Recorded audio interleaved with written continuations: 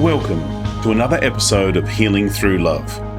Each week, we share ideas, experiences, and resources to increase the awareness of domestic and family violence and to empower survivors to grow and thrive. We talk with experts who share their advice, or with people who have experienced abuse, no matter where they are on their journey. This is all about healing through love. And now, here are your hosts, Charlene Lynch and Rose Davidson.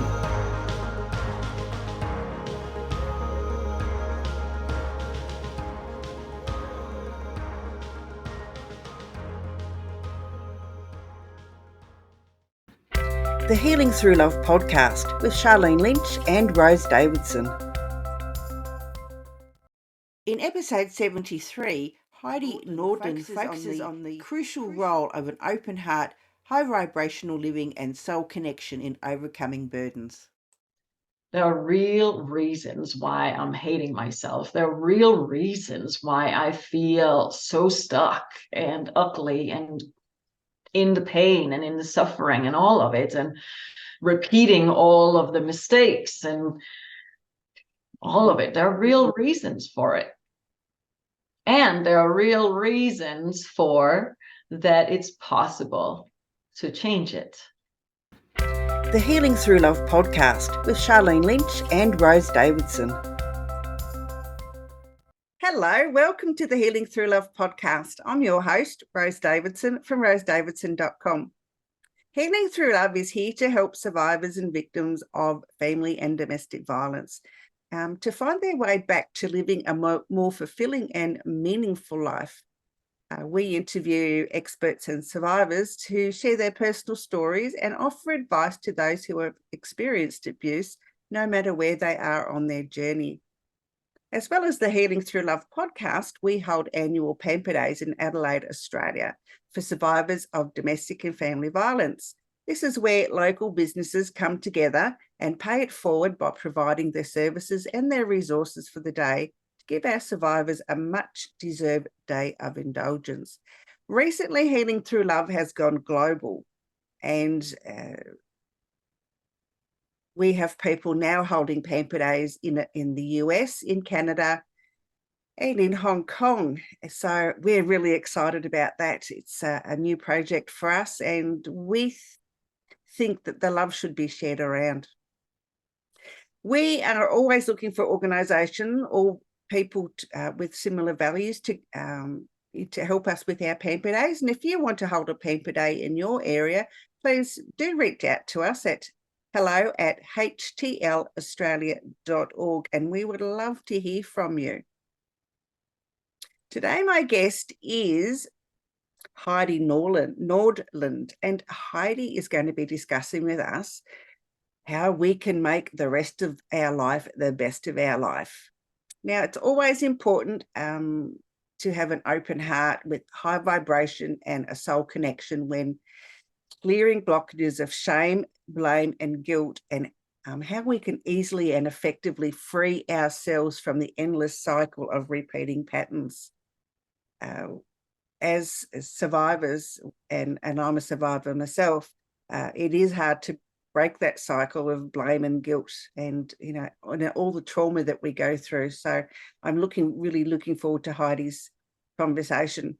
Now, Heidi is a certified, I don't know what that word is, I can't say it, doctor. She's a yoga therapist. She's a Tibetan Cranial practitioner and a spiritual healer. She's founded the Soul Renewal practitioner training and has, for the last 24 years, assisted people in wholeness, heal at all levels, advance spiritually, and unleash their healer within. She offers a unique combination of Ayurveda and Panchakarma, herbal medicine, yoga, and ancient healing. Now, she's originally from Denmark and now lives in the US. Heidi, I have no idea how to pronounce those words, so you'll be able to help me with that, I'm sure. Welcome to the Healing Through Love podcast, and I'm looking forward to learning from you. Thank you so much, Rose. I really appreciate that lovely introduction. And let's start with that strange word, because Ayurveda is a Sanskrit term. So there are reasons why it's not so easy to pronounce. And the literal meaning is science of life. And it's the traditional medicine of India.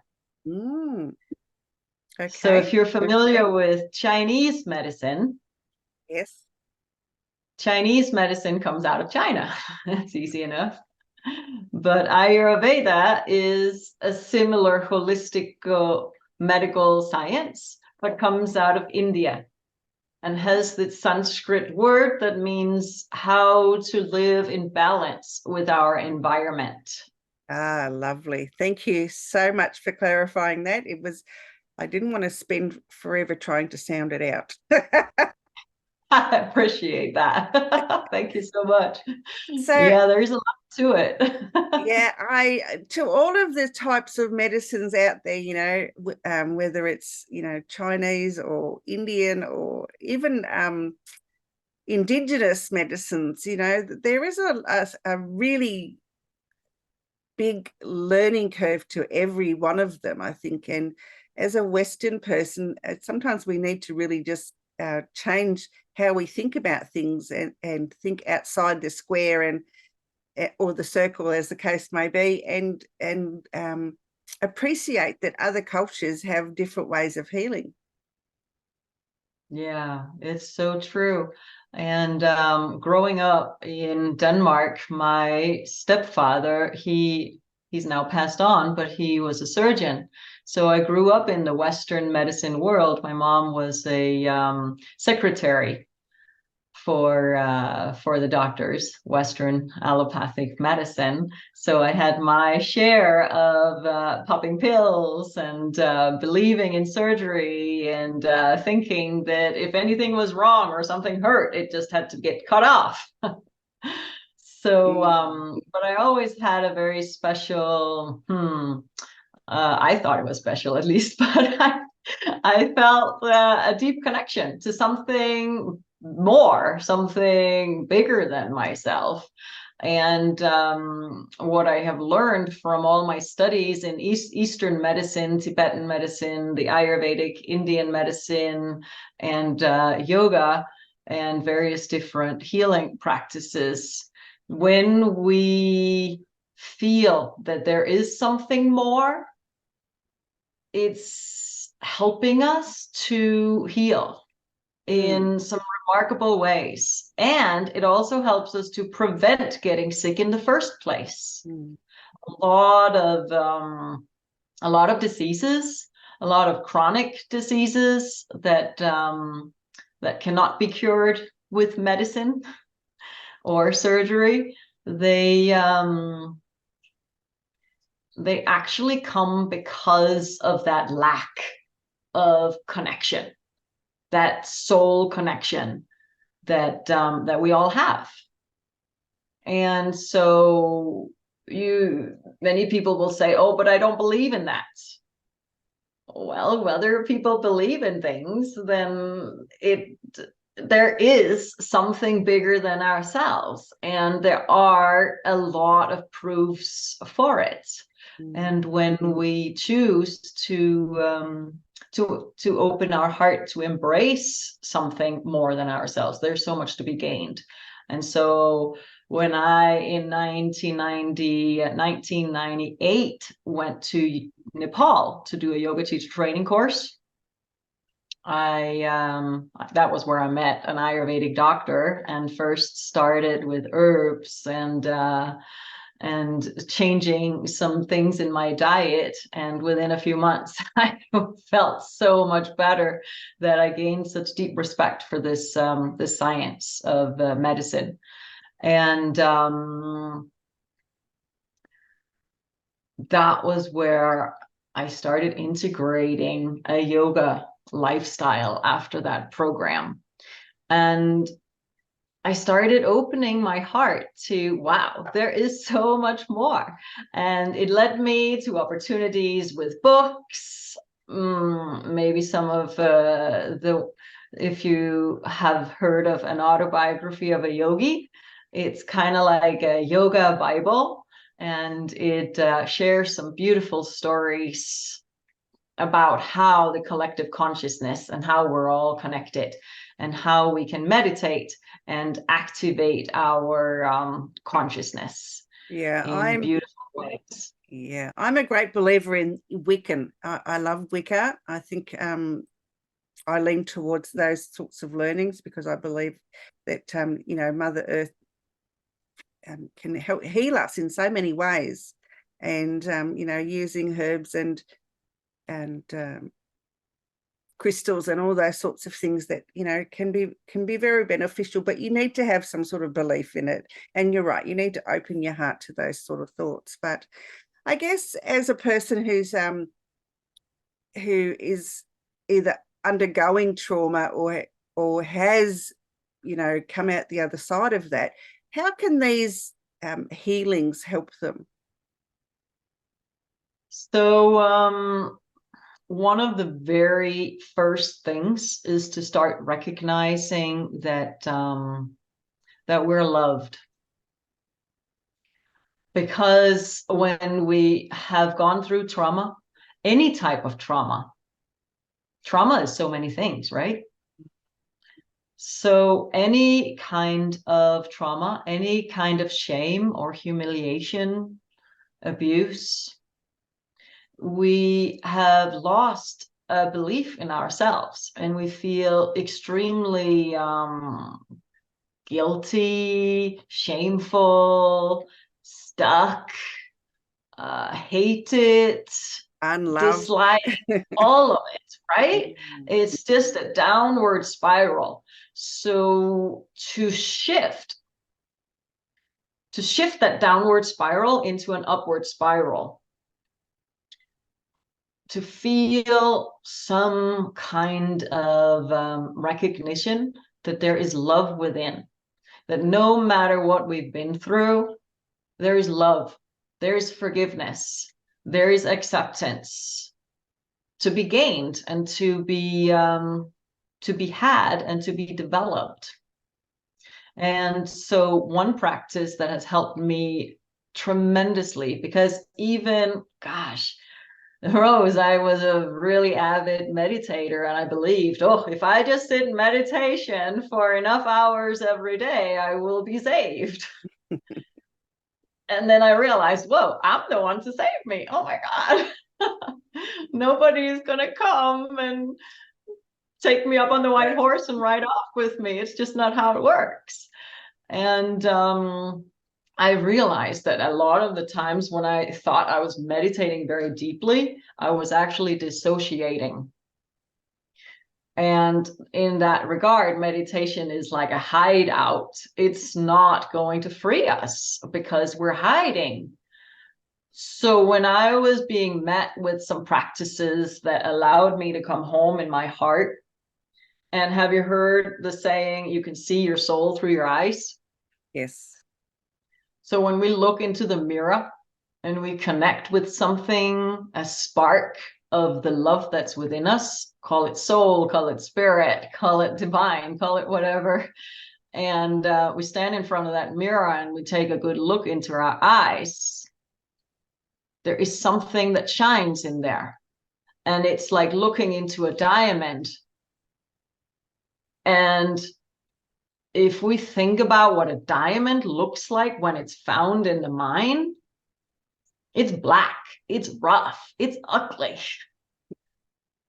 And then it undergoes all this transformation, all this heat and friction and polishing, and what comes out of it, this beautiful diamond, right?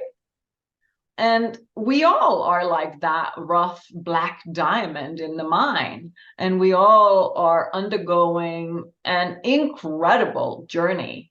Call it a spiritual journey, call it a personal journey, call it a cleanse, call it a transformation, whatever it is. It's all, the end goal is that we learn to feel love for ourselves. So if you're standing in front of the mirror in the morning, or even your car window and you see your reflection, or a shop window and you see your reflection, and you go like, oh my God, I just hate the look of myself. Well, then accept that's where you're at, and then accept that it's possible to change that view by telling oneself, wow, there are real reasons why I'm hating myself. There are real reasons why I feel so stuck and ugly and in the pain and in the suffering and all of it, and repeating all of the mistakes and all of it. There are real reasons for it. And there are real reasons for that it's possible to change it. So a dialogue, when I started learning to love myself, Rose, I had been meditating 2 to 7 hours a day for 15 years. And it took me a week to be able to say, I love me without crying.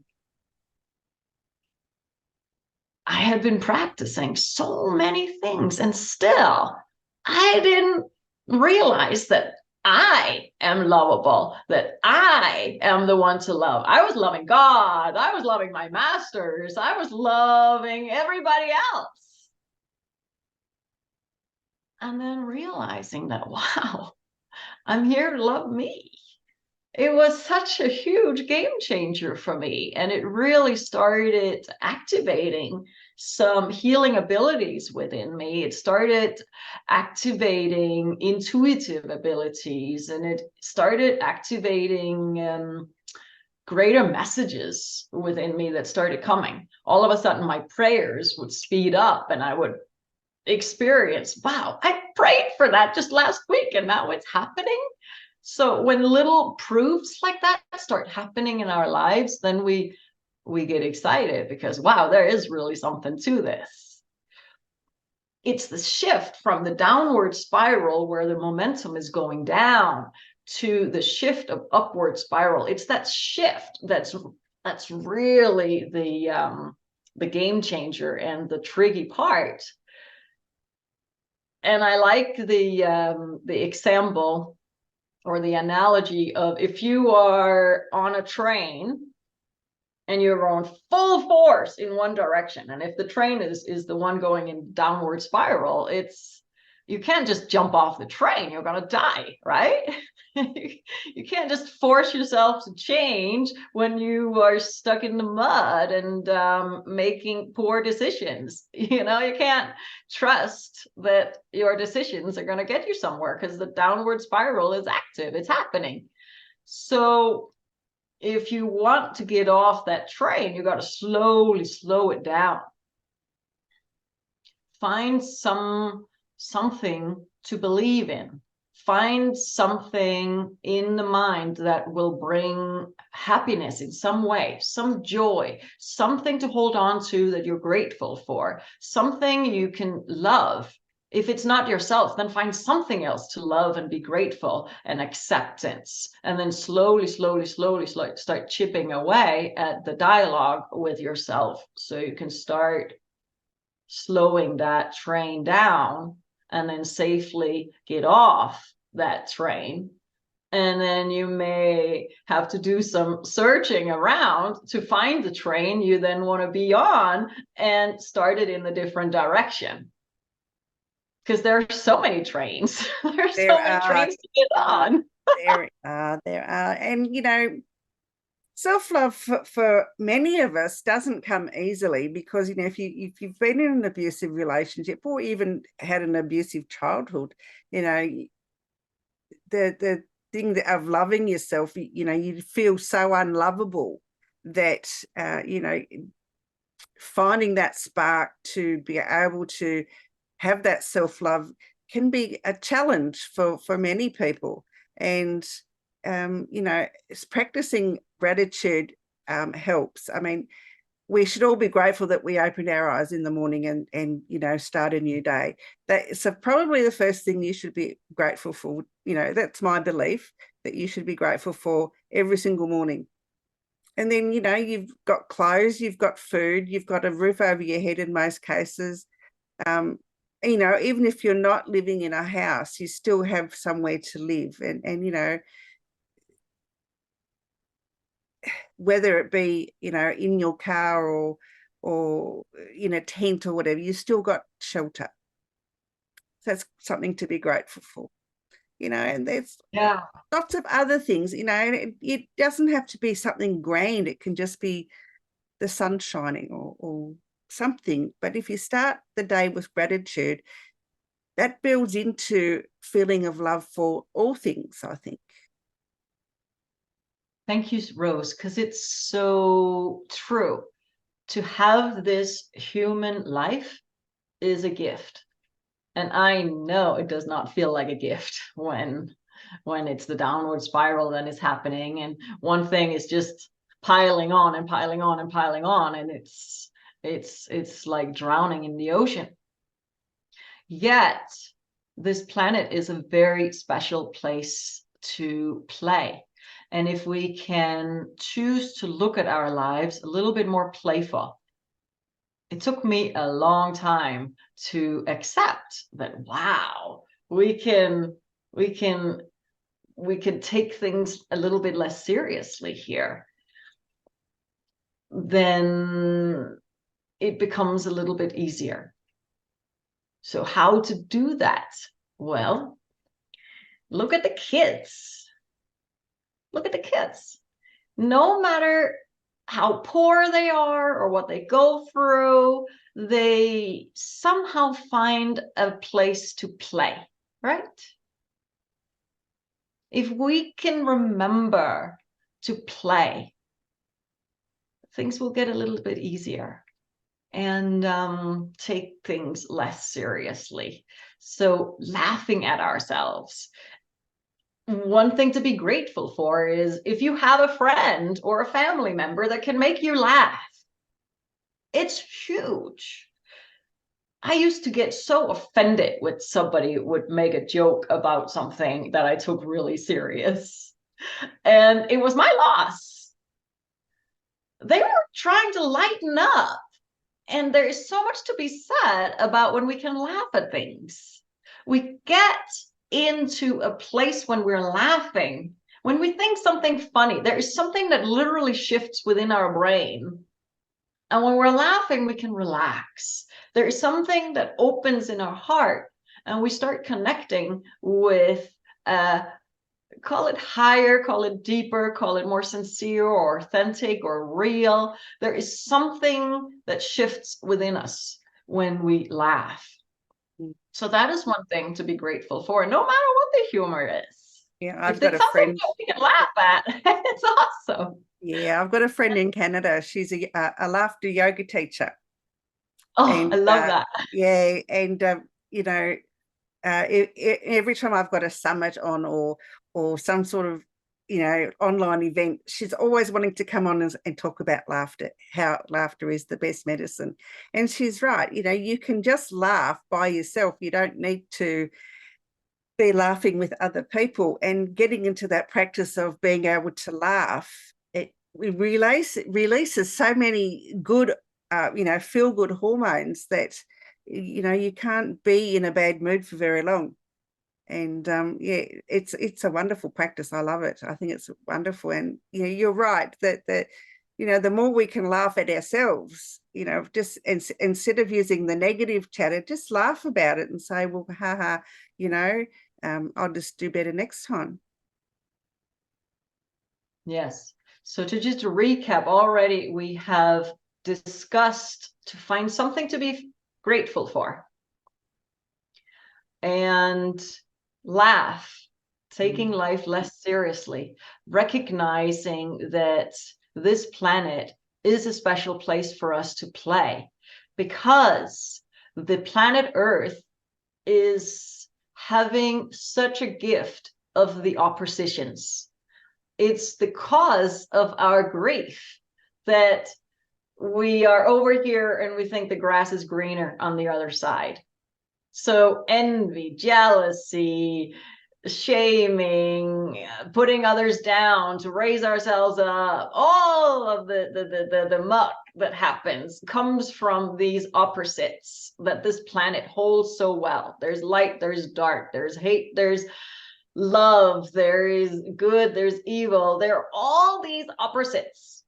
And this is why we come here in the first place, because if we are in a place where it's all pink, it's just the pink clouds, it's great for a period of time, maybe millions of earth years. It's great for a long time. We're all blissed out, we're all feeling great, and then all of a sudden we get bored. Like, if you were to only watch movies that are all pink and the hero and predictable, and you get bored. You don't want to watch that all the time, right? We want some drama, we want some action, we want a villain, we want some, and that's what we're doing here. We're playing it out. So if we can truly accept that that's what's happening, and that's why we chose to come here, then we can accept there is no checking out. I used to consider suicide. I wanted to get out of here. I couldn't handle it. It was too much. I was like, no way. What am I going to do? I feel, well, I don't fit in my family. I don't fit in with any friends. I don't fit in any schools.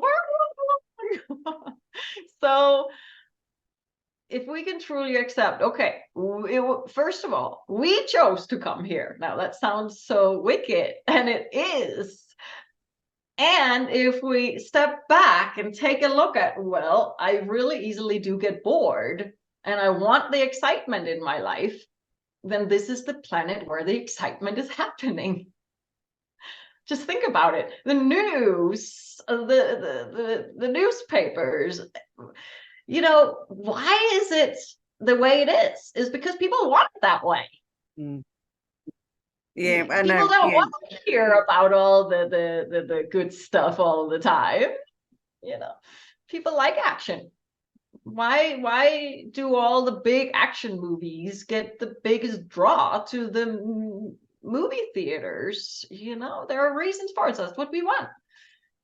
So if we can accept that and accept, wow, I have come here and I take responsibility for that choice because I was bored and here I am. And it's not so fun to be on the side of the haunted one that feels, well, the whole world is out to get me. I am being punished. I am bad. But that's the only way we can get to experience that we are the opposites. If we're not stuck in the other side, how can we get to experience this greatness over here? And that's the journey. That's the transition from, and that's the transformation from the downward spiral, finding our way into coming to the upward spiral, the positive spiral. Absolutely. They coexist. Yeah, there's good and bad to everything. And, the more often we look at the good in something, rather than looking at the negative aspects of a situation or a person, or I'm a great believer. I always believe that people are inherently good, and when something bad happens between us, then I feel disappointed that perhaps my intuition about them wasn't good. So excuse me. I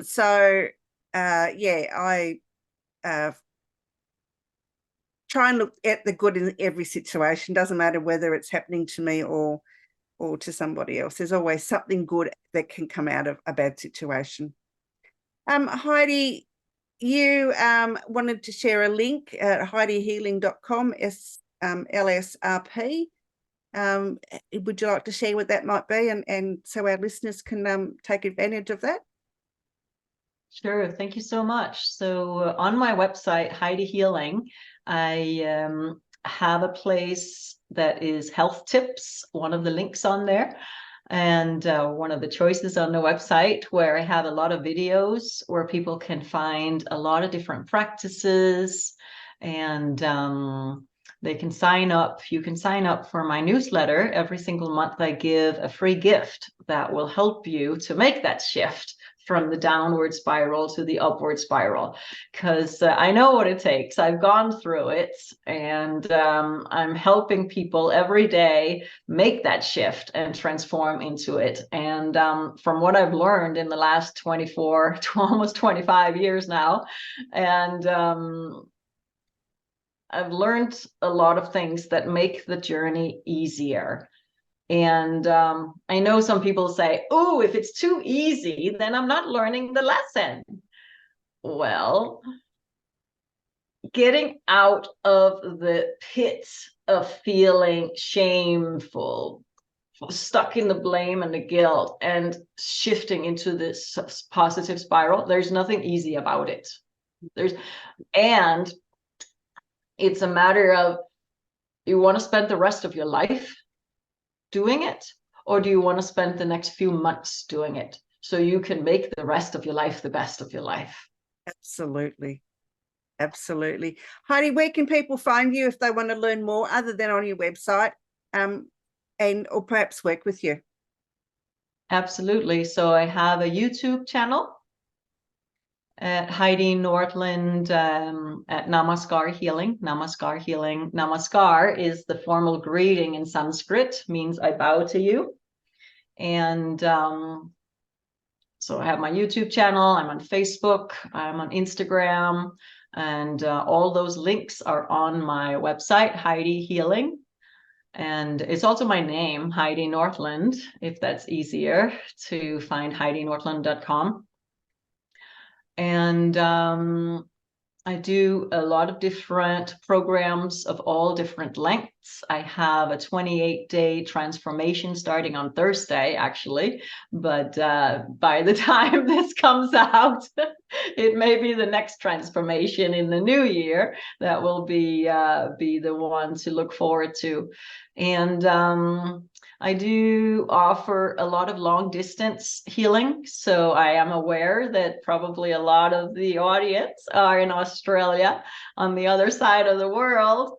And healing energy crosses all of the oceans. It reaches to the other side of the world in a flash, in a blink of an eye, much easier and so powerful, and can be even more effective than the herbs and a lot of things.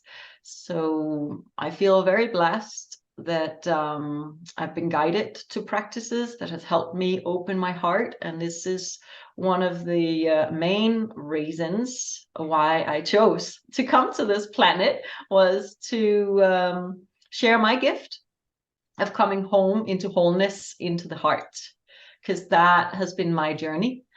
And so Healing Through Love is such a perfect title and perfect name, because when we can truly recognize our own love and point the fingers in that I want love from me instead of I want love for you, which whenever we're wanting something from others, we're giving our power away to those. And every single time we give our power away, we lose ourselves a little bit more.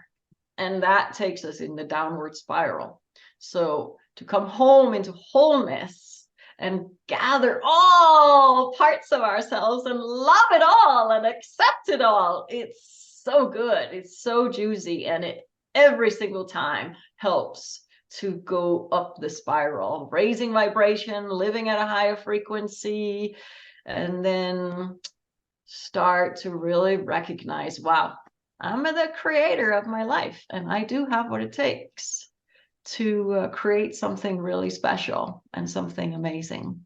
Absolutely. Absolutely. Vibration is everywhere. Everything has its own vibration. So yeah. The higher our vibration, the better we feel about ourselves and about the world in general. Heidi, it has been an absolute pleasure to share this time with you. Thank you so much for joining me today. And I wish you all the best in the future. Thank you so much, Rose. Such a joy. Bye-bye for now. Bye. Thank you for joining us for this episode of Healing Through Love. You can get further resources, see the show notes, or simply reach out to us via our website at htlaustralia.org. Thanks so much for joining us, and we look forward to your company next time on the Healing Through Love podcast.